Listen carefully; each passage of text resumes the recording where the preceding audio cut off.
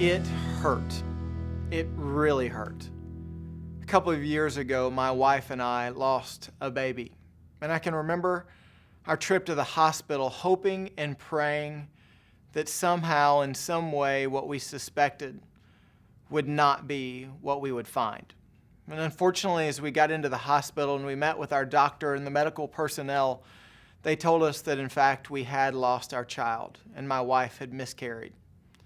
And that evening, we wept, and we mourned, and we asked questions, and we spoke with our friends, and we grieved. But we grieved that evening. But in the days to come, the grieving process unfortunately became quite distorted for me. Over the next several weeks, I surrounded myself and clothed myself with busyness and activity just in an effort to not think about all that I was experiencing deep inside. You know, it didn't take too long, probably 3 or 4 months down the road, that my wife came home one evening in tears after a Bible study, and she simply said to me, "Jason, I'm not over this." And the Lord used that moment to remind me that I wasn't over it either.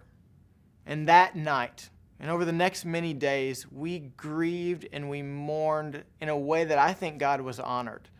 We asked questions. We trusted Him with our questions. We thought about all the emotions that we had experienced, and we dealt with those emotions. And interestingly enough, over the next several months, after we did what I think God wanted us to do with that, He began to use it not only in our own journey, but also in the journey of many others, as we found out person after person after person that had experienced much as to what we had experienced as well. You know, when you consider salvation, I wonder if there's something to be gleaned even from a story like this. Yes, we find salvation in faith and faith alone, and we know that we do not lose that salvation.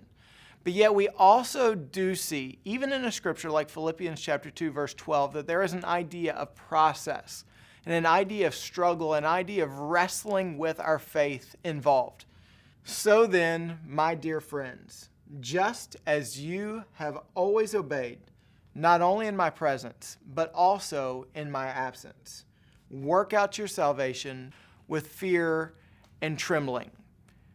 As I said, our salvation is found in faith alone, but faith, as Martin Luther would say, is dead without actions. We see this all throughout the biblical context. You see it in James chapter 2. You see in text after text after text. Faith is accompanied with lives that live out the gospel. Paul, the author of this text, also says throughout many of his writings this idea of living a life worthy of the calling we've received. It's actually a word picture, a picture that depicts a scale, but a scale that is balanced. And on one side, we have our position as children of God, and on the other side, we have our practices. We see on one side the doctrine that we know to be true, and on this side, balancing it out the duty of life that we are living. You know, when I think back about that memory that I have of losing our baby, in a weird way, I can look with a sense of fondness. Why? Because I know that God used that journey to grow me closer to Him, and He can do the same for you.